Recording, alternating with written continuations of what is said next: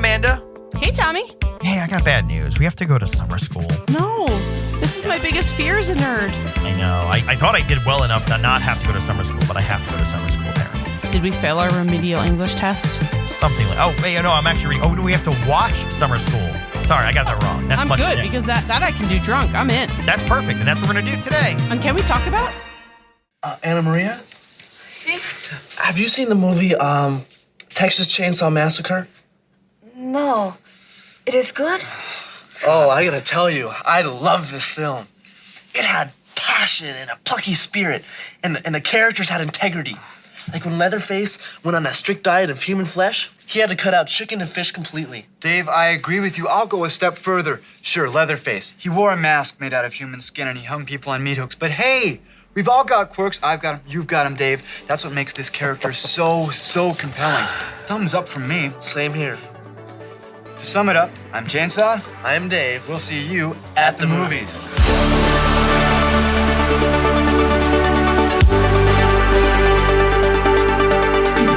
Can we talk about summer school? I mean, what a better day to do it than America's birthday. It's 4th of July, people. Yeah, happy 4th of July. Happy 4th of July. Ish. Well, 4th of July week, I guess, technically. Well, it's true. It's the beginning of the summer, and that's, I think, was the genesis for us coming up with the idea of doing an episode on the movie Summer School. I guess I should have been specific in the beginning. So One I hadn't seen. you hadn't wait. You hadn't seen this? This was I like had a not seen it. staple. I thought I had seen it, and I'm watching the beginning of it, and I'm like, no, I don't think I've seen this, and I don't know what movie I thought this was. Oh. I think I saw Mark Harmon and Kirstie Alley, and I was like, oh, of course I've seen it. Yeah. Like, of course I've seen it. Yeah. But this movie, theaters on July 22nd, 1987, I was like 3 months old. Yeah, I was 3, 4? I don't know. I was a little kid, but at the same time, this was all over HBO growing up. So I assumed you had seen this movie. I probably had and just have not committed it to my brain, but Yeah. it was... I just rewatched it last night, so now I've watched it twice in a span of 5 days. Okay. And it is exactly everything I love from late 80s, early 90s comedy. Yeah. Yeah, that's good. I'm curious now, and especially if you've never seen it before, seeing it for the first time, because I grew up on it. I was like a kid watching it, and it was like when you're watching 80s movies in the 90s, you're just like, oh, it's right there. It's right behind us. This is a nostalgia trip because, funny enough, I was doing my prep for this episode, and there's like a website that's talking, like, I think it's like 80smovies.com or something like that. And it's like, it's talking about how problematic Mark Harmon's character is. And I'm just like, no, you can't look at it through that light. It's not the same. That is literally not the same. The teachers used to smoke cigarettes in their classroom in the 80s and like drink beer on lunch breaks in the teacher's lounge. It is not the same. Yeah. I mean, one thing that always jumps out to me whenever I watch 80s and 90s movies, and even early 2000s, is every single high school student looks like they're 47. Yes. Like literally every single one. Yeah. The first scene, I'm like, again, with the 47-year-old, 16-year-olds. Yeah. Well, how old was everybody when this movie I've got came it. out? I've got the whole list. Oh, wow. Okay. Mark Harmon, who plays the main character, Mr. Shoop, he was 36. Kirstie Alley, who plays Robin, the other teacher, she was 36. Oh, Chainsaw, wow. played by Dean Cameron, 25. Pam, played by Courtney Thorne-Smith, 20. Okay. Anna Maria, played by Fabiana Udencio, 23. Wow. I give you credit for pronouncing that. Italians. Right. Yeah. Denise, played by Kelly Jo Minter, she was 21. Okay. And I find this one hilarious. Which one? Rhonda, played by Shawnee Smith, who was the knocked up teenager. Yes. She was actually 18. Oh, wow. She was for real 18. Yeah. Vice Principal Gills, played by Robin Thomas, was 38. Kevin, played by Patrick LeBoyeto, 22. Dave, played by Gary Riley, 24. Okay. Ken, played by Gary Oland, 27. And our little boy, Eakin, played by Richard Horowitz, was 21. And he's the nerdy guy, right? He's a nerdy guy. Yeah. So with very few exception, everyone was basically between like 20 to 25-ish. Absolutely. Yeah. The oldest was Chainsaw. Yeah. Which Oh, no, Ken, sorry, Dean 27. I mean, I love Dean. Dean Cameron was king of the school movies in the 80s. Most of this whole cast is in the 21 Jump Street show. Like, are they all of really? yeah, that's like so much crossover. I don't think all of them, but a lot of them are. And when I was looking at my fun facts, the school is the same school from Karate Kid. Oh, was it in Woodland Hills, California? I don't know. It just says this is the same school as Karate Kid. If you look at the layout of the school, you'll see it's spot on. Yeah. It's really funny. I didn't know this until literally just before this podcast, but because the thing is, I think it's a good story. It's fun. It's a fun movie. If you're a slacker like I was in school. Oh my God, I was not. I still to this day, as a grown adult, have nightmares about having to go back to summer school because I was in summer school for all and count this all 5 years of high school. Wait. So you were in summer school? All 5 years. 5 years in high school. You following that? I am following that. I was done with high school in 10th grade. Okay. Oh, were you serious? No, you weren't. Yes. Yeah, and then I did something called the International Baccalaureate Program for my last 2 years of high school. Okay, this explains why this is going off the rails, but like this explains why your pastime, like you and my wife get along talking about reading books. And I'm like, and I'm Googling like, when are they going to make the movie? Because you're all studious, smart people, and I'm the one who's like waiting for the film adaptation. Well, I will say I always, here's the thing though, Tom, because this was still true when I went to school. I know, first of all, we need to talk about so many things about this movie that are just so, when you watch an 80s movie, and we'll talk about this, 80s, even early 90s school-based movies. And we've talked about this before, Dazed and Confused, one of my favorite movies. Yeah. It is incredible how, like, the ridiculousness, like the opening scene of this movie, they're all like signing yearbooks with like the 47-year-old blonde teenagers, and someone, Chainsaw just has a black cat in his locker. Like, that's fine. And then the security officer for the school is dressed like Paul Blart Mall Cop. And that's who you have pass out the summer school slips.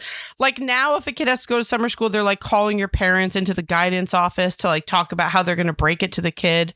Nope. Let's just have this Paul Blart Mall Cop walk around with these tiny little pieces of paper. That's it. You got to go to summer school. We're not going to ever talk to your parents about it. By the way, I'm realizing that since you had never seen it, there's probably a lot of people who haven't seen it. So just to get this out of the way, the plot of the movie, the genesis for summer school is, there are a bunch of kids who are slacking, didn't pass. They need to make up their English credit in remedial school. English. They didn't pass the state exam. Right. And there is a teacher who's supposed to teach summer school, and he suddenly wins the lottery and says, on a scratch off. On a scratch $50 grand. And he's like, I'm quitting everything. Bye. On the last day of school. Was it only 50 grand? It's only 50 grand. I'm like, oh my God. Oh, the 80s.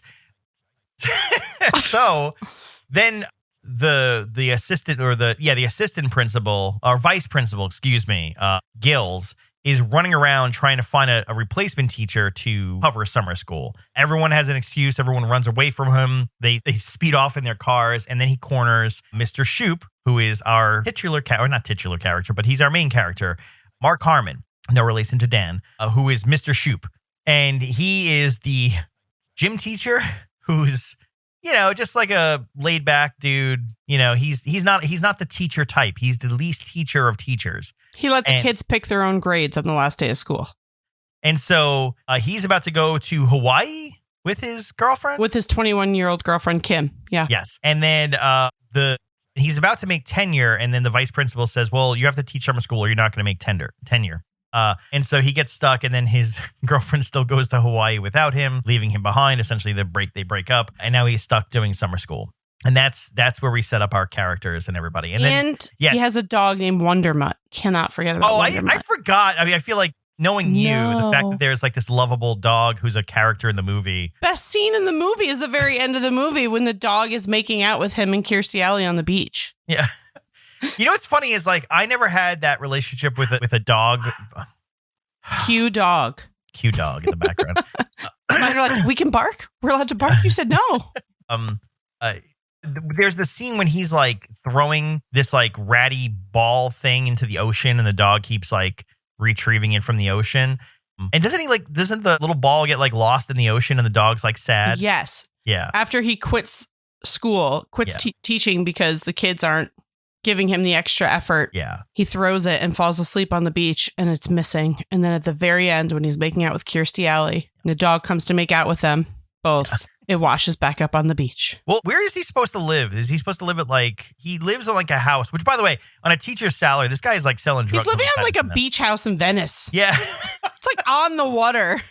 Like this dream house of it's like a little shack, but I mean, I don't know, maybe in the 80s people weren't, it was in a shack? It was a full house. A shithole, but it was literally even then in the 80s, that's like a $500,000 shithole in California. Yeah.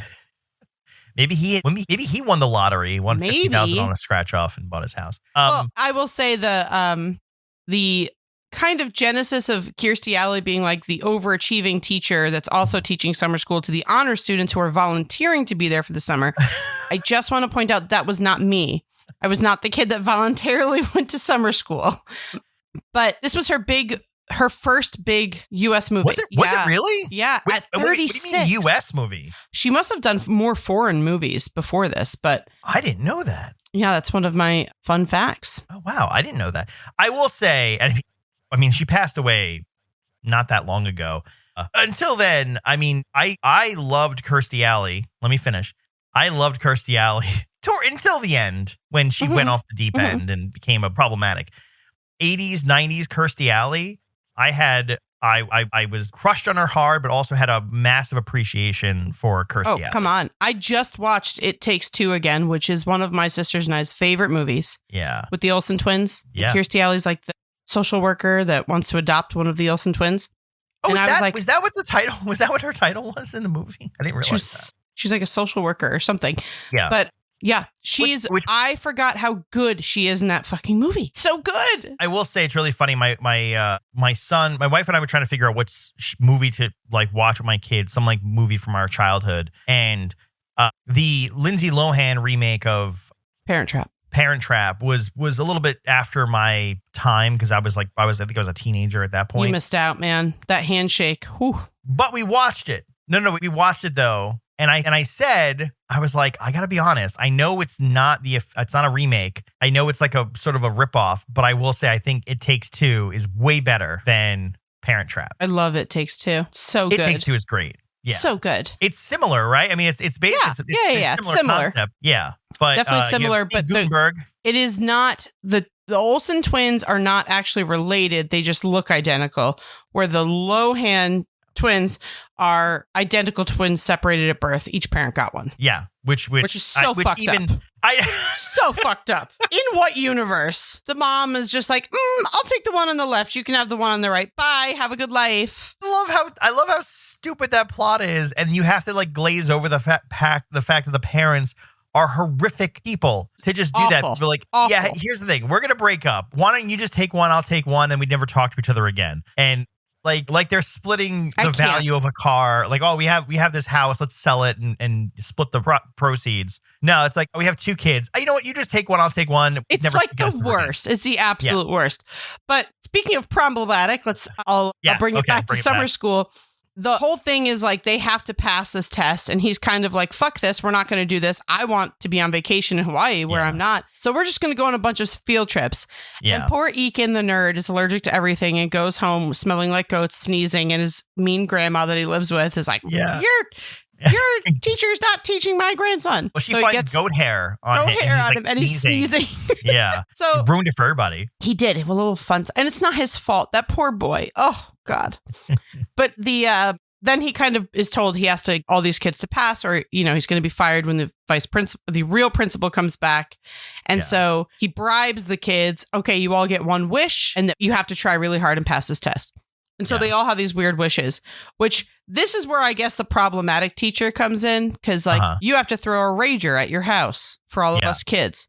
And he just has a bunch of high schoolers over his house just drinking and setting off fireworks on his couch and setting it on fire. Yeah. Just totally normal. One of the students just lays in bed with him. Completely fine. He's good with it. And then she just moves in. Pam just moves in. Yeah, Courtney Thorne-Smith. I just love that. That she just decides to move in. I'm going to just come on in. Yeah. Well, she starts becoming like his wife, right? She starts acting like his wife. She calls him cooking Freddie. him dinner. Yeah. So fucking weird. I will say, and that's the thing, like when I was looking up like facts for the movie and stuff, I said I came across a website that's like, well, these are some problematic things looking through like the 2023 lens of it all, which, okay, that's fine. But can't compare the movie like now. And beyond that, as I'm reading, I'm like, I think you're missing the point. You're not supposed to look at it because they said like Kirstie Alley's character is the one who's like, what is wrong with you? Like, why are you, that's, don't do that. You're going to ruin that girl. Like I know you're trying to be helpful, but don't do that. And you could see it through that lens too, where Mr. Shoop is like trying to like help her. He's trying to be like nice and he's trying to like, feels like he's trying to do the right thing, but clearly like there's something else under the surface there that she's like latching onto him almost like romantically. And so you can see through that too, where it's like, oh, he's trying to be nice and he's trying to be the nice guy, but maybe he shouldn't be doing that because that's a whole other thing to that. But yeah, but I will say that relationship on itself is sort of funny. And also like, what were the other kids thinking? Was anyone else, because all the other kids just assumed they were like sleeping together, right? Didn't that come up at some point? Yeah, they didn't even care. Yeah. They're just like, oh, I guess this is what happens now. But also the like the other wishes, some of them are sad. Like poor Denise just wants to learn how to drive, and then you find out she's dyslexic. Oh, Denise. I think my favorite storyline is what's the boy who's the stripper? Is that Ken? Oh, is that Ken? No, Ken's Kevin? Kevin. Yeah, I think so. Yeah. He's a stripper and his he gets found out that how old he is. No, it's Ken, I think. I don't know which either one. Kevin, I think, is the one that helps Rhonda have the baby. Ken's like, my mom showed up and my aunt kissed me with tongue and then pulled my mask off. Yeah. And now I can't be a stripper anymore. Yeah. So your mom went to the strip club, put $5 in your G-string first. Then your aunt kissed you with tongue, and now you can't be a stripper, so you're going to be good at school. Yeah. Amazing. I love it. Yeah. Well, and I loved all because that's like slowly revealed too. Like, why is this kid constantly, sleepy at school? And everything gets slowly revealed. But it's kind of funny too. Like, there is like the funny thing there too, where like Denise, we're unraveled into like she's trying to learn how to drive, and then she's dyslexic, and I don't know, all the unraveling of all these like little kids and like their little things of like, I just want to do this, I want to do that, and they're helpful, and it's just like this ragtag team of kids, which I love. I love any movie that brings together it's very Breakfast Clubby and very John Hughesy. I like that. You know me, I'm such a sucker for the underdog coming out on top. I'm such a mush, but that nobody believed in these kids, and even the vice principal keeps coming in and saying like, enjoy teaching these derelicts, a bunch of rejects. And he's like, they're not rejects, Mr. Shoop's looking out for them. He's like, they can do this. And even like, again, I'm such a fucking sucker for this, but like when Eakin, the little nerdy boy, is at the party and Denise is like, you're kind of funny right now. Like he's finally getting friends, and his only wish was to be invited to the party. Oh no. I will. You know what's funny though? Complete side note, the actor Richard Horvitz, who plays Eakin. Did you ever watch Power Rangers as a kid? The original Power Rangers? You know he's the voice of Alpha 5? No. Yeah, and apparently he's had like a massive like voice acting career doing like cartoons and all this other stuff. But I wanted to be Kim the Pink Power Ranger in the worst way, man. I wanted to be with Kim the Pink Power Ranger. I think a little bit of me too. So crushed. Just didn't know yet. He was in a bunch of stuff too. And it's really funny because I don't think anyone will remember this. I do. Apparently, he was also in a one-off SNL like pre-recorded sketch called Bear City, which no one remembers this. I remember it. I got to figure out when Bear City actually aired, but it was Fred Willard, the late Fred Willard, who was actually the new Joe in I Think You Should Leave, the one who's playing like the organ. Oh, yes. Well, I mean, I'm very familiar with Fred Willard. I love him. Yeah. I love Fred Willard. He's the voice, like the narrator for Bear City on SNL, which always like was jarring to me because he wasn't a part of SNL at all. And all of a sudden you heard this voice and I'm like, I know that's Fred Willard's voice. I love Fred Willard. And this is, this random sketch called Bear City. Anyway, he's in that too. He has done a bunch of stuff, but actually he was in a sketch comedy group with Fred Willard, which is where that all connected to. But So he's gone on to have like a really great career doing voice work in a bunch of stuff. And famously, he was Alpha 5 on Power Rangers. That is that's a good fun fact. Although the chick that plays Anna Maria, she's in Hard Bodies. She's too. also in, she's Austin a lot Powers, of vagina. Right? Yeah, she's a lot of vagina in Austin Powers. And she's in the army now. Is she really? Yeah. I didn't know. I mean, like, I one. clicked on her because I was like, how do I not? Yeah. What is she? She's got to be like a small part, but I don't remember what the hell she is. Well, that's the thing. There's a handful of folks. So, okay. So you have obviously Mark Harmon had like a second coming of his career. Let's talk about how fucking hot young Mark Harmon is. My God. Wow. I was like, okay, Mark Harmon with your charming little smile. Well, I was going to say, would you have been Pam moving into Mr. Shoop's house? No, I wouldn't have. I would have been the fucking nerdy honors kid in the other class. He would have been Kirstie Alley's class. Kirstie Alley's class. Yeah, no, he was a little hottie in that Freddy Shoop. He was what, 36, you said? 36, yeah. Yeah. But I was going to say, the cast in this in general is kind of funny because there's a handful of people that you just never heard from again. And then a handful of people that you like see pop up everywhere. Obviously, Mark Harmon, Kirstie Alley, Courtney Thorne-Smith, who had an entire 90s career after that. Dean Cameron, who was like king of the ski school movies and stuff, and then obviously popped up in It's Always Sunny when they did like the ski school homage episode. And then I'll mention this briefly because go on too long if I give myself too much time, but I will say I had a massive crush on 80s Shawnee Smith. Okay, well, she's just scary to me now from the Saw movies. Yeah, okay.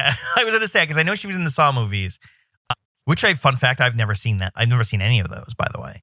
Shut the front door, really? Yeah, I know. There's some franchises I just never. Anyway, but love Shawnee Smith. I'll get back to that in a second because there's a little bit of like a 6 degrees of here.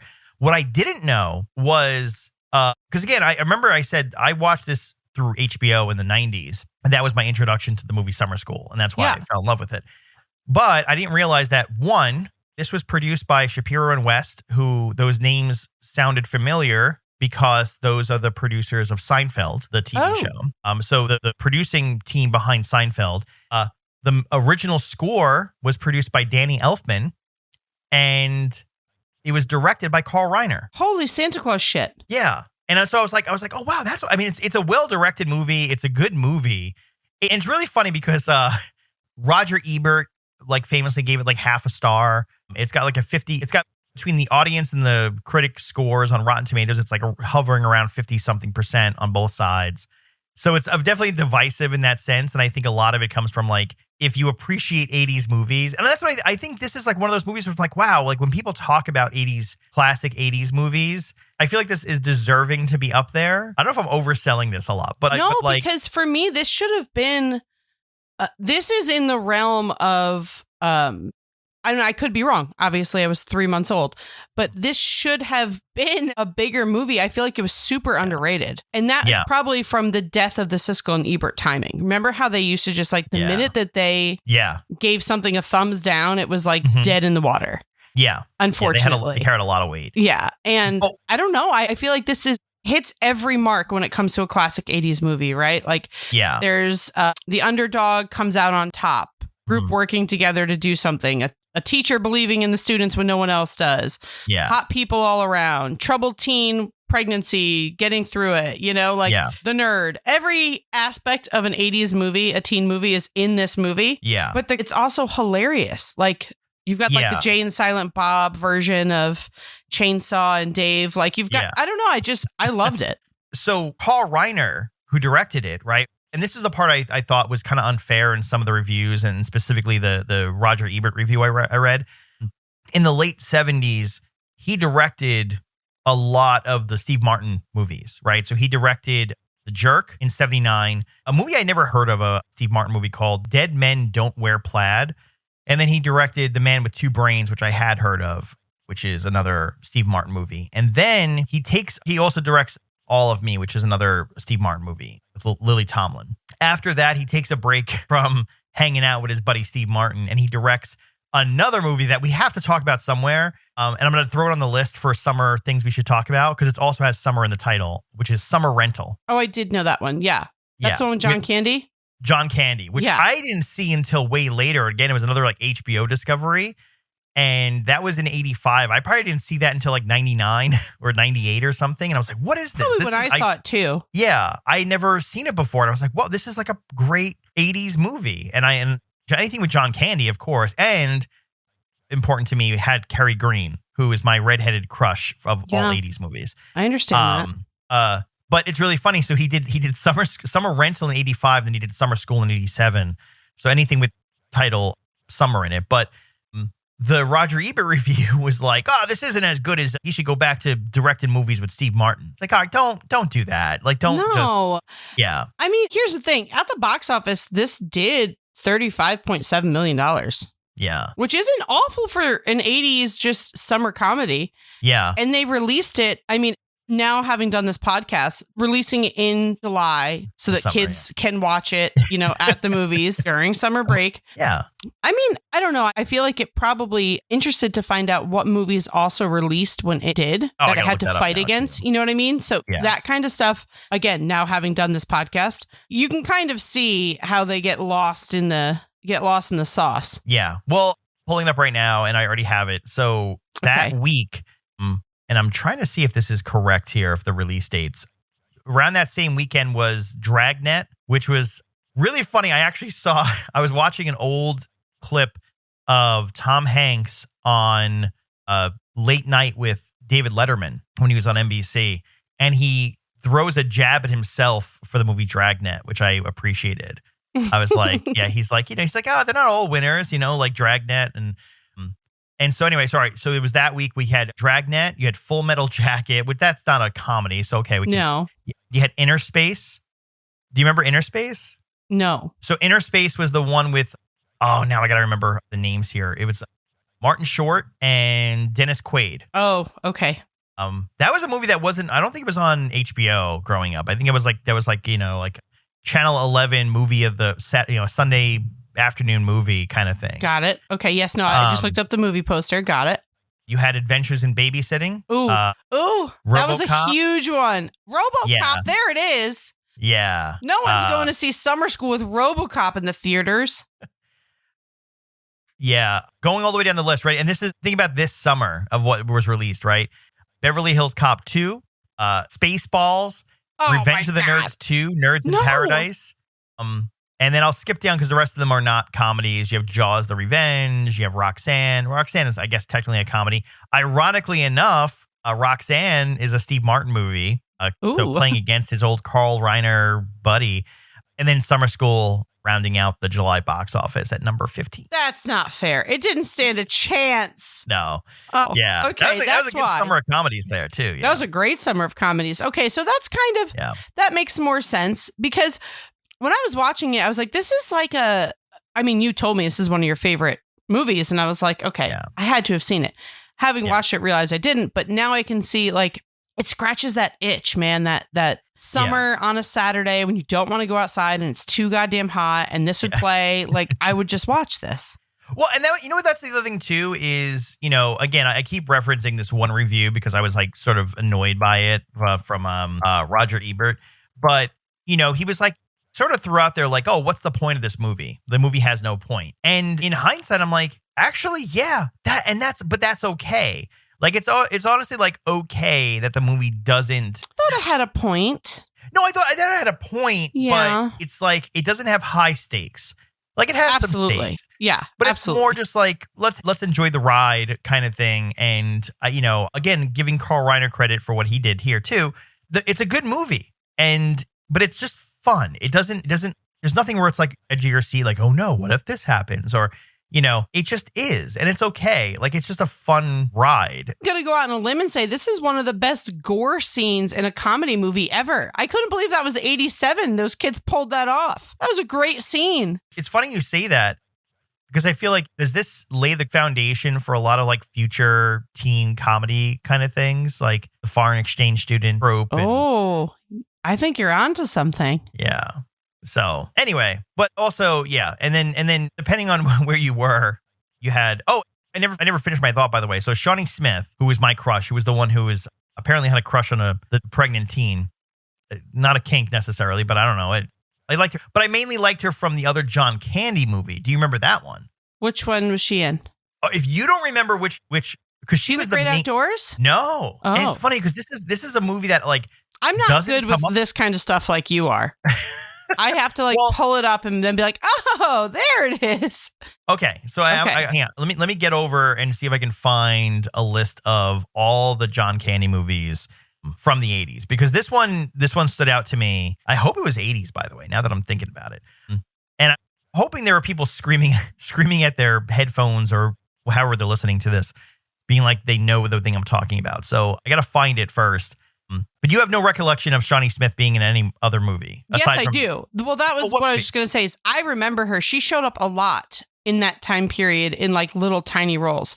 And I don't remember. Her from, though? That's what I'm like, yeah. I couldn't tell you what it was, but it's going to drive me nuts now because you're going to tell me what it is. I'm going to pull up and be like, shit. Yeah. Okay. John Candy movies. Okay. All right. Did you find which one it is? I did find which one it was. Okay. Going down a rabbit hole now too, but okay. So I'll start from 85 because there's a lot of other movies. But I know which one it is. You know which one it is, right? Yeah. Have you seen it? Keep going. Oh, of course I've seen it. Okay. So looking at all the John Candy movies, we have Armed and Dangerous, which just a side note there, I'm taking a lot of detours here. If no one's ever seen Armed and Dangerous, fun movie, but has Eugene Levy in it. And everyone talks about Schitt's Creek. And Eugene Levy and his son Dan Levy too, right? I was into Eugene Levy back in the 80s or 90s, whenever I was watching. Eugene Levy and Catherine O'Hara together always. They're little comedy group. Yes. They used to do Shakespeare together with Martin Short back in Canada. It's the best. Yeah. But I've been a fan of all Eugene Levy things way back when. I just want to point out, folks, this man has not watched Schitt's Creek. In its entirety. No. So I am planning. I have a conversation. Fan, Tom. I had a conversation with someone else who mentioned something. It's like, oh, that sounds like Catherine O'Hara's character from Schitt's Creek. And I'm like, all right, I have to watch it. But every time I talk about watching it, I ask people, I'm like, hey, just to be clear, you have to push through the first few episodes. It's always what I heard. It was like you have to push through the first. People say that, but I am I don't even know how to describe how I am. But when I love something, I love it for all of it. And I like the first few episodes because it really does lay groundwork for the characters and like their growth later on. Yeah. But yeah, they're not as good as the comedy is not as good as later on, but I appreciate them. Yeah. So I went way off the rails. It's okay. I'll come back. We can talk about John Candy all day. Little Shop of Horrors, Spaceballs, Planes, Trains, and Automobiles, The Great Outdoors, and then 1989, same year as Uncle Buck, which was a great starring vehicle from him. He also executive produced it, and it was one of those movies that I feel like was written specifically for him. Who's Harry Crumb? Which I don't see a lot of people talk about when they talk about John Candy movies, but I love Who's Harry Crumb. It's a good one. That was a Saturday morning movie. Whenever I stayed at my dad's house. Okay. Yeah. That was a Saturday morning movie. They would always have it. It was like AMC and used to be TMC, right? Yeah. Well, both. They're TMC, AMC. It would always be on Saturday morning movies. That and The Great Outdoors, always. Yeah. But Who's he plays Harry Crumb? like He's the investigator? Yeah, he's like a bumbling PI and apparently his dad, I believe, was like famously like a great detective, and he's trying to follow in his footsteps, but he's always screwing up everything he does. And then he gets this case, and then Shawnee Smith is the daughter of the kidnapped victim in the movie. Oh, no, sorry, sister of the kidnapped victim. And she's just a little sweetie. Like, I love Shawnee Smith. Anyway, that's my affection for Shawnee Smith. I keep going off the rails now. I mean, I could not put that person together with the chick from the Saw movies. So yeah, glad we did that because I'm like, yeah. And the other question I had too, I don't know if you know this, is they obviously talk about Texas Chainsaw Massacre a lot. Yeah. When did that come out? That was that was in the 70s. He says in the movie a line like the 1978 classic Texas Chainsaw Massacre. Okay. Oh, it's 74. I found it. Okay. Here. Yeah. Okay. Yeah. Because he does say that line. Hilarious. Yeah. One of the promises, they do a live streaming of Texas Chainsaw Massacre, and the vice principal walks in and he's like, new movie from the district, how to safely use power tools. Yeah. It's so good. What's the excuse the kid gives when he's like, he goes to the bathroom in like the beginning and then he doesn't come back until like the test, like all the way at the end? His fly got caught. His zipper got caught. Yeah, my fly was stuck. And he's honest. He's like, no, I know I passed. The computer messed up. I always love that. I would quote that line a lot in talking to people. And, if I was going to the bathroom for a while, Jerome Watkins was the character. And no one ever gets it because it's such like a very deep. I'm so glad I'm going to get all of your quoted lines now. No. By the end of this podcast, by the time we series finale our podcast, you will get all my references for all the things. And then the other thing I wanted to mention too, and I'm glad nothing's come about it because this was about 10 years ago, there was a story in, I think it was Variety, that they were potentially working on a Hollywood Reporter, excuse me, that there was a remake. There was two, 2010 and 2012. They were trying. Oh, really? Okay. So the story I know about is Happy Madison trying to make a remake. Was that before or after the other attempt? So this one, they thought they had it in 2010 and then again another company in 2012. But this movie was akin to a lightning strike. It may never come again in the same way. Why push it? Yeah, which is funny too that they're trying to remake it because I'm like, it's again wasn't a massive hit. It wasn't a hit at all. I didn't think. And it's sort of like this underground thing that a lot of people hadn't seen. By the way, I'm reading it now because I remember I saw this earlier. The original, so the 2010 attempt was written by Alex Kurtzman, who is the guy who's like screwing up all the Star Trek stuff right now at Paramount. Great. Yeah, the one who like screwed up Picard and all the other things. People are like, oh my God, make this guy stop. He's turning Star Trek into terrible Star Trek. Okay, great. Well, then let's not have him touch it. Yeah. Like Happy Madison, if someone was going to do it, 90s Happy Madison, I would have been okay with. Yeah. But now there's not enough room. I know. I'm almost afraid because it'd be like if Happy Madison tries to do it, they would shove Adam Sandler into the role of Mr. Shoop, and which defies the whole point because again, to your point, again from the female perspective, he's teacher, but he's like hot teacher, but like laid back, cool, slick. You're gonna need a Hemsworth for this one. Yeah, you can't have Adam Sandler like no. You know who could do it? Ryan Reynolds. He would be a hot Mr. Shoop. Yeah, with that little sarcasm and like. Yes, yeah, yeah. I think he could do it. Okay, we should reproduce it. We should write a. We should do this spec script. Okay, and redo it. Ryan Reynolds would be our Mr. Shoop for sure. Who would be? All right, so if you had a cat, let's go down this road. This is a fun game. So who would you cast as? Kirstie Alley, Kristen Bell. Wow. Okay, I can see Kristen Bell. When I was watching it, I was like, "This is giving me Kristen Bell vibes. Like very cute, but also like if she has to fuck shit up, she'll fuck shit up." And I think that's just because I was watching clips from A Good Place the other day. I think that's why. Well, I think that's why she was there. I mean, especially a modern remake. I feel like you can also give what's her name, Robin Elizabeth. I feel like you can give her a little bit of extra in this. You don't have to just make her the smart, level-headed teacher in the background. I could see Kristen Bell. All right, so who's Gills? Who's the Vice Principal Gills? Oh my God! Come on, Jeffrey Tambor. Jeffrey Tambor. Is he still canceled? Yeah, I think he is canceled. We're gonna have to find someone uncanceled. All right, who do you have? Canceled. All right, you have to have someone who's like sort of stuck up, sort of. Oh no, he wouldn't work. Jeffrey Tambor wouldn't work because he's got to be around the same age because Kristen Bell's got to date him for a little bit. Oh yeah, okay. Justin Theroux. Okay, yeah, I can see that. Kind of a pretty boy, could be an asshole. Yeah, okay. Yeah. Oh, I was going to say him or who's the guy with the big nose? Adam. Is it Adam Driver? No, Adam Driver. If anything, I could see Adam Driver playing Mr. Shoop. Yeah, me too. Yeah, because I feel like what's funny is Mr. Shoop is like a surfer dude, right? Like he's a surfer dude that's also a teacher. That's why I said a Hemsworth because they're always surfing. But Ryan Reynolds has like a good kind of asshole quality vibe. Yeah. I can see him as beachy. All right. I mean, I don't know if I'm young enough to cast the teenagers, but we don't even know who the teenagers are anymore. Well, no, because now we could do like Zendaya could be Denise who can't drive. Yes, that's about as young as I go. Or Shalamala Bing Bong. He can be the slacker kid. Timothy Chalamet. He could be Chainsaw. Because did you watch the one with Jennifer Lawrence? Jennifer Lawrence could be the teacher. Jennifer Lawrence could be the teacher. She could be the teacher. Did you watch the one with Leonardo DiCaprio, Jennifer Lawrence, and Timothy Chalamet about the asteroid coming towards Earth? Yes. Yeah. Because he plays such a good stoner slacker in that one. Yeah. Yeah, you know what's funny? You just won me over. I can totally see him playing like Chainsaw or Dave or someone. Yeah. Anyway, I'm afraid to keep going to this room because I'm like, I don't know enough young Hollywood. They're all going to be 47. I don't know enough young Hollywood anymore. What's that, Jared? What's the tall kid from Kissing Booth? Oh, you already lost me. Oh, okay, because he could be the one football kid. I've really, every young actor I know is in Euphoria.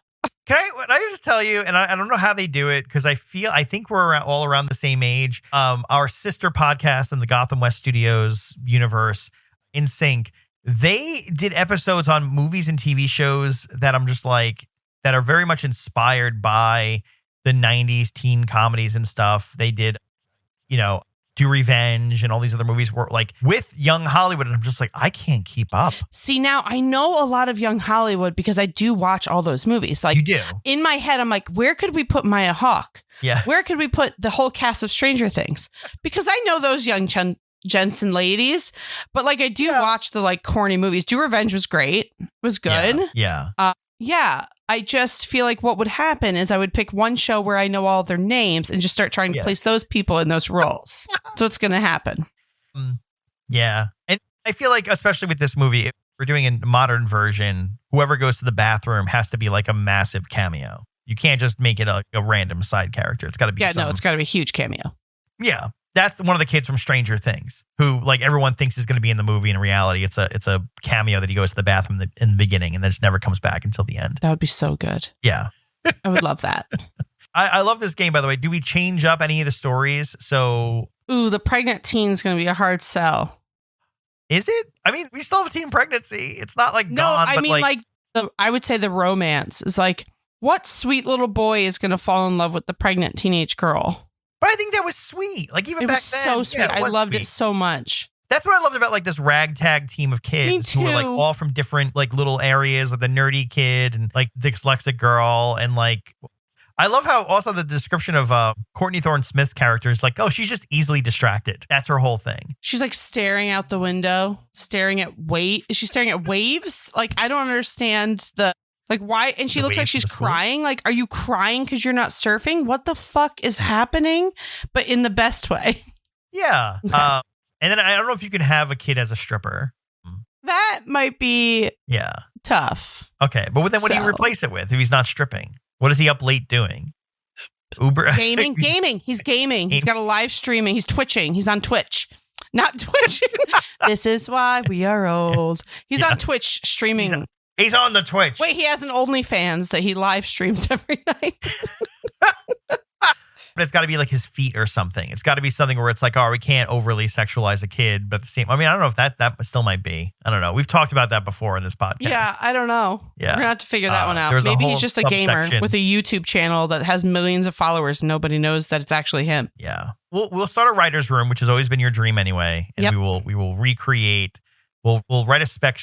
I'm just going to text Ryan Reynolds, because we're besties. And I'm just going to say, hey, let's do this. Yeah. I mean, he just sold Mint Mobile for like $9 quadrillion and he's got a little extra laying around. Wrexham's being promoted. He's fine. I'm not necessarily suggesting this, but keep in mind too, with a lot of like the modern remakes, you can also like gender reverse some of the roles and make love that. Mrs. Shoop, like Miss Shoop. And then who would be a Miss Shoop? Who? You're gonna say what's her name from The Good Place again? No, I was going to say from Always Sunny.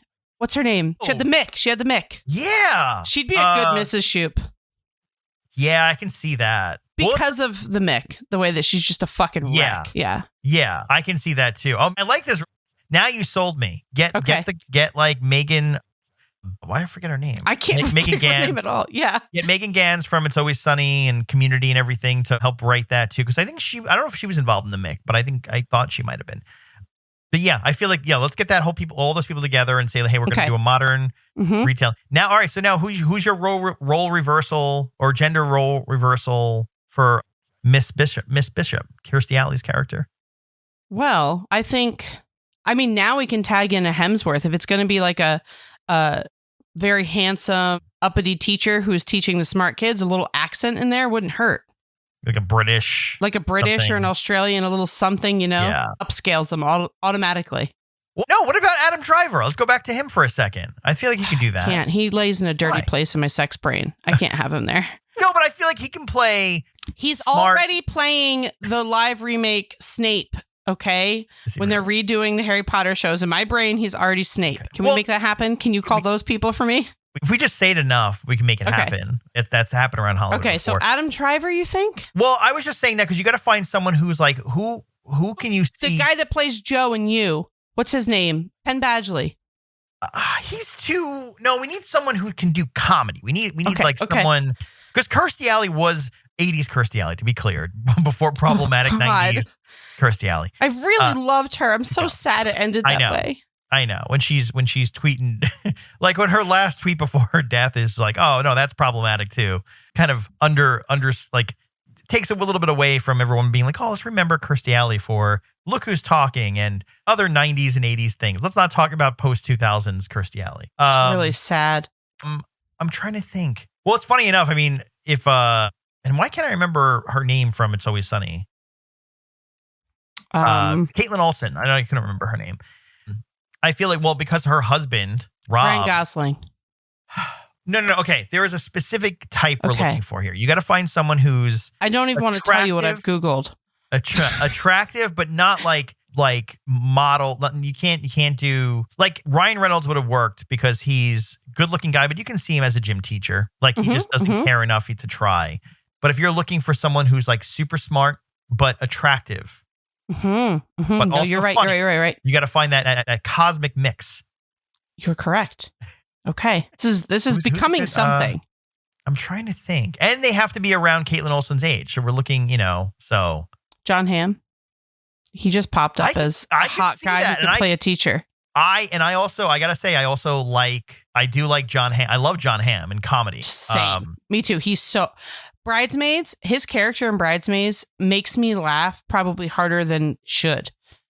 Well, yes, but also I'm going to say this, and this is my barometer for Hollywood actors or anyone who's like not necessarily like comedian, but all of a sudden like they like get involved in some kind of like pet project or something. For John Hamm, that was, and I mentioned it, I think in this podcast somewhere else. We have to do a whole episode on this because we have to do a whole episode on like underrated movies in general. But Confess Fletch, which was yes, we talked about that. We did. Okay. Yes. You hadn't seen it, right? No, still haven't. The fact that he was like heavily working behind the scenes with Greg Mottola, who directed it, to get that out there.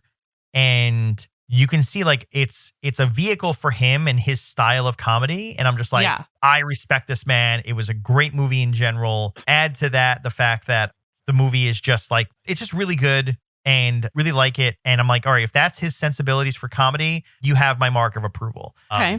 And so I feel like put some glasses on there? him. He puts, put spectacles on his face.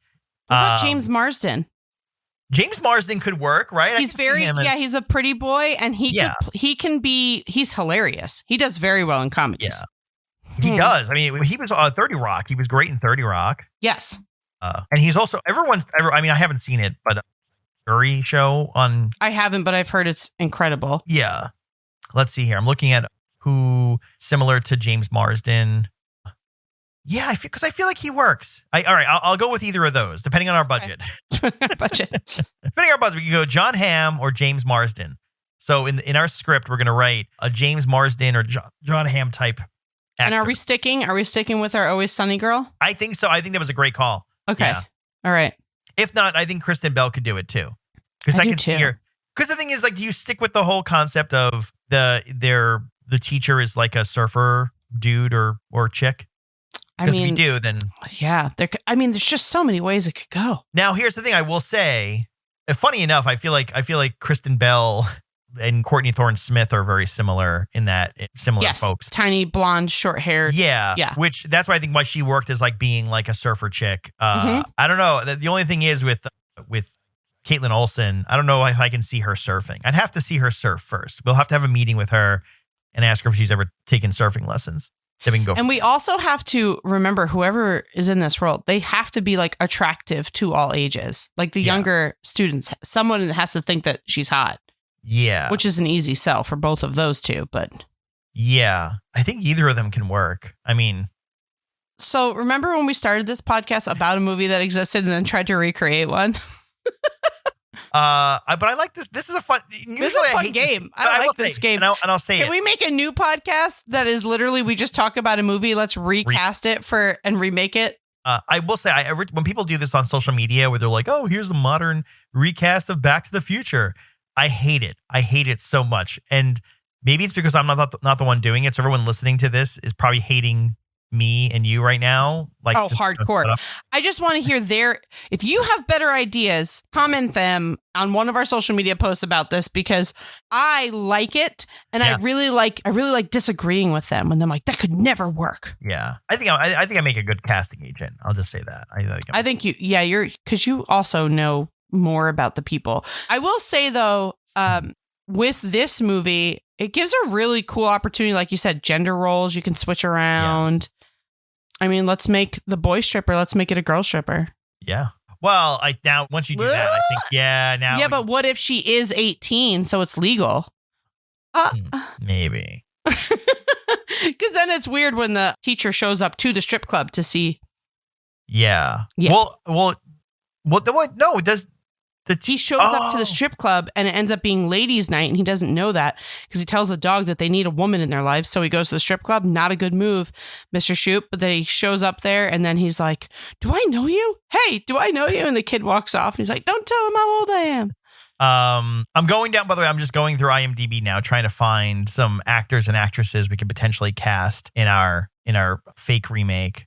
Aubrey Plaza. I feel like, come on. Yeah, she is Mrs. Shoop 100%. How did we not do that one? I can do that. Yeah. She's good. Do that. Colby Smulders. Minka Kelly we haven't seen in a long time. I don't know why she's trending. I loved her in Parenthood.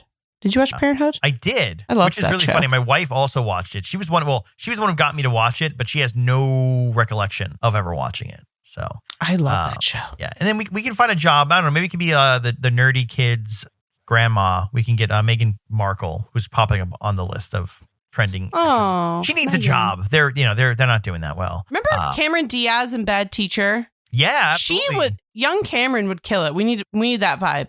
And I will say, Super I was hot, thinking of that. Doesn't give a shit. I was thinking of that, but I was like, that's why you can't go there, because she's basically already played that role. And she's a little too old. She's aged out. Yeah. Well, I mean, and for what it's worth, and again, to be clear, I'm not age shaming anyone. We are not aging. No, she's just got to be. But what's even more hilarious, she has to be the age plus having a 21-year-old boyfend that goes to Hawaii without her. Well, that's what I was going to say. So we might have to rethink our casting, because Caitlin Olsen is 10 years older than Mark Harmon was when he did. Because her and even John Hamm or James Martin, they're all in their late 40s. So, but late 40s is the new 30s. It is. So it is. Yeah. I mean, I don't know. I think Jennifer Lawrence could be a good. How old is J-Law? I don't know how old she is. What about Mila Kunis is a little too old too. I think Aubrey Plaza. I think we should just end there. Yeah, I'll take it. Yeah, we have Aubrey Plaza. What about our girl Alexandra Daddario? She popped up. I know. Yeah, she did. She popped up for me too. It didn't mean I bet that she like did. That, but yeah. I bet she did, Tom. As soon as I said it. Oh, I know who can play. Okay, I know who can play the Gillis. Go. Ben Mendelsohn. Ben Mendelsohn? Yes. Mr. Shoop has to.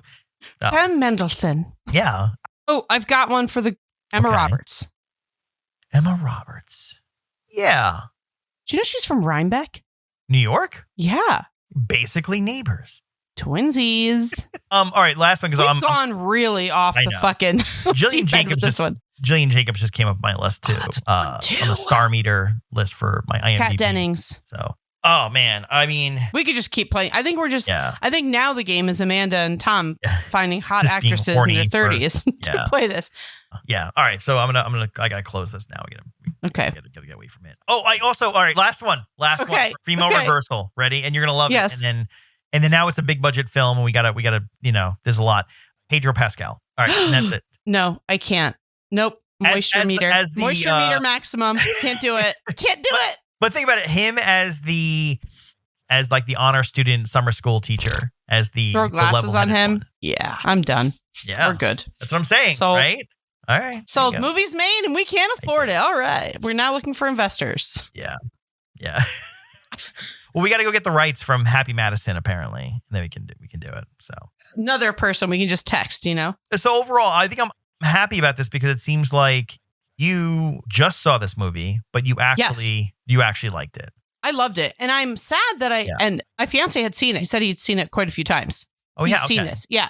But I'm sad I hadn't seen it in my younger formidable years, because this is the exact type of movies I would watch, as we've talked about when talking about all of our John Hughes movies, and especially being a kid who's got divorced parents, and I would go to my dad's on the weekends and Saturday mornings. Yeah. I would just watch like a couple hours of TV, eating cereal out of those bowls that had the built-in straw in them. So gross. But those were a big hit. Yeah. And just watch these movies on Saturday mornings, and this would have fit in perfectly. Yeah. Apparently, there was a special edition release here. The 20th anniversary of Summer School. Many of the original cast were present for a reunion party. During an audience Q&A, Dean Cameron suggested that he would be open to a sequel or possibly even a remake of the original. When asked who he would cast as Chainsaw, he suggested, and I got to figure out what year this was, he suggested Shia LaBeouf or Zach Braff.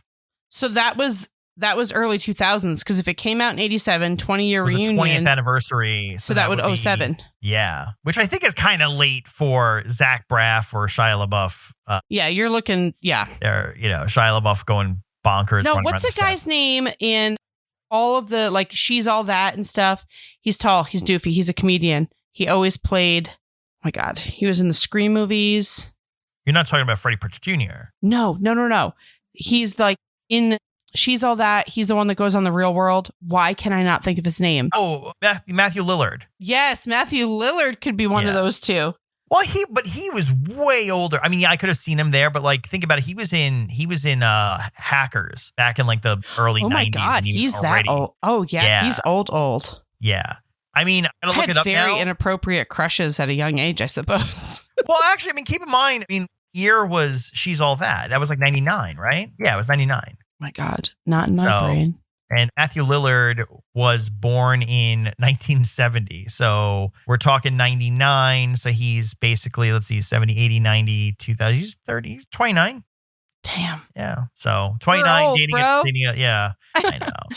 Hackers is another one. I thought it was a great movie. It was a fantastic movie. If you haven't seen this movie and you enjoy 80s movies, the comedy is incredible. It is wildly inappropriate, would never happen today, but that's kind of the best part. I mean, like, Chainsaw and Dave are hammered every day. Yeah. And the teacher's just like, let's not get so drunk at school, okay? Yeah. Okay, when he says the line where he's telling the kids about if they don't pass the job, he's like, if you guys don't pass my job, Memorex. I don't get the Memorex, like the floppy disks. It gets erased. I don't get it. Is that the line? That's the line. He's like, if you guys don't pass, then forget my job. Forget it. It's Memorex. What does that mean? I don't know. I tried to Google it. In the late 80s, Memorex would have been the cassette tapes, but... Oh, the cassette tapes. Does that make any sense? I don't know. Unless you guys all pass that test, my job, Memorex. I mean, I will say this movie definitely set some expectations with me, as far as like the one thing he gets the kids into writing about was when good. The sunglasses. Yeah. Happy Dude or whatever the hell it's called. Yeah. So it's great. And I like young Amanda wanted to be an English teacher very badly. And this is this is probably what it would ended up like. Yeah. You had been teaching summer school. I would have had kids writing Harry Potter fan fiction for extra credit. That works. Yeah. Which is, ask your wife. It's a whole world of Harry. Harry Potter doesn't even exist half the time. It's always like Hermione and Draco are banging in all these fan fictions. Yeah. This is what happens when like it's something that like when nerds grow up. Yes, when nerds grow up, because like obviously it was during their formidable years and they were, things were twitching and tingling when they're reading about things or seeing stuff on screens. Little vagina quivers. Yep. Yeah. Yep. I will say there's not a lot of movies like this in general, right? Like there's not a lot of ones that were like the teacher's the cool one. It's usually just about the kids. No, and I'm sure there is. I'm sure someone's like, what about so-and-so? This gave me like, there's a specific time. I was just talking about this with my fiance the other day. Remember growing up, because we were pretty poor and we had a lot of kids, where if you were going on a vacation, it was usually a camping vacation. It was very cheap, or like whatever it may be. That excitement of when you were getting close to like your destination, or even going away to like a family's house for a weekend, like that excitement when you're getting really close to the destination is that feeling doesn't exist anymore as an adult. Just does not exist. And this time of year when school is over and you're about to have like the whole fucking summer, It's the best feeling in the world, akin to when we talked about the movie Snow Day. Yeah. When you find out you have a snow day and you like, oh my God, I have a whole day to do whatever the hell I want, go outside and play with my friends, get into trouble. And it made me kind of sad for them when they're all getting so excited about their summer vacation and they find out they have to go to summer school. Yeah. And I was like, oh, that's like literally, and you can speak on this more than I can. I remember my friends that had to go to summer school. It was like their hearts were broken. Like for me, I will say that for the first year I went, right. This is actually a really like very random, very, very specific to me kind of story. So the first year I went to summer school, I was like a little heartbroken. I was like, this is weird. I was kind of scared because I was like, I have to go to summer school. That's a bad thing, right? Went the first year. I was like the nerdy kid who was like, why are you here? Like no one really understood why I was there because I seemed smart, but I just was like, I was a slacker. I was just bored and I just didn't want to do things. And I think it actually was like a science or English credit. I forget what it actually was. And I befriended all the other kids there. And, you know, it was fun. And I got over with it. But the teacher was cool too, where he's like, you just show up. We learned what we had to learn, figured it out, took the test, the Regents test at the end, and everything was fine. The second year where I had to go to summer school, I showed up and the teacher was like, all right, so then for homework, we'll do this. I was like, whoa, homework? We're doing homework? And she's like, yeah, well, it's school. So you're doing homework. And I was like, oh, okay. Like this teacher like took shit way too seriously. So I was like, all right, I'm good. And she's like, well, if you don't like it, you can leave. And I was like, all right, that's fine. Fair enough. And I left. And then, you know, I mean, this is like little kid, you know, teenage, you know, angsty Tom. And so anyway, I left. And then instead of going to summer school every day, I would go into Lower Manhattan. And I'd go into like the financial district and hang out in Battery Park. And your mother thought you were in summer school. Yeah. And I would just hang out and grab a bagel with cream cheese and sit in the park at Battery Park and watch the ferries go to the Statue of Liberty every day and look at the the World Trade Center. And then one day I showed up. I think I mentioned it on this podcast. I showed up and in my spot where I sit with my bagel, they're filming a movie. And I'm like, what is this movie they're filming? And then it turned out to be this really crappy, low budget movie from High Times magazine called Potluck. And oh, yes, you did tell this part. Yeah. Yeah. And they were just like, oh, if you want to be an extra, there's no pay, but we'll give you pizza. And I was, you know, a teenager. I didn't know any better. They also didn't know that I was not 18. So they were like, yeah, sure. And so I got to do that. Incredible. And so I did that for a couple days while they were filming, and then they disappeared. And then I just kept going there and hanging out. And that was it. That was my summer. So I also failed summer school, which is also probably why I had to go multiple years. But well, I just realized as you were telling that story that my mom and sister, if they were listening to this, any of them would be like, you're a liar. You did go to summer school. But it's worse than you think. I had to go to summer school. We've spoken about this before. I grew up Catholic, and my sister and I had to make our communion and redo it via summer school. So every day my mom would drop us off to the church and we would go to Catholic summer school for, I'm not kidding. And there was this older girl that my sister and I thought were so cool. She was in it too. And then like another boy. Yeah. And our teacher's name was Mrs. Horn, and she was so fucking mean. Oh my God, she was so mean. And we spent our whole summer at Catholic summer school to redo our communion for this church. Yeah, real cute, Mom. Real cute, Mom. What Bitch. sucks about that, and this is where like I you know, like pleading, if there are any teachers listening, I know there's at least one teacher listening, right? Yeah, my best friend's a teacher. She listens. Yeah, if you have to do summer school, right? If you have to teach summer school, just be cool about it, right? You don't want to be there. Neither do the kids. Like, you don't have to go full throttle. She's teaching summer school right now, too. Okay, I wonder I'm begging what kind her. of teacher she is. Please don't give Gina, homework. Please. This is Tom's pleading from you. Please. They'd all rather be in Battery Park. Yes. Getting roles in High Times movies. Yeah. She teaches middle school, though, so let's hope not. Wait, there's summer school for middle school students? I didn't know that. Yeah. I didn't know that. Oh, man. I only had to go to summer school in high school. So that's my barometer. So.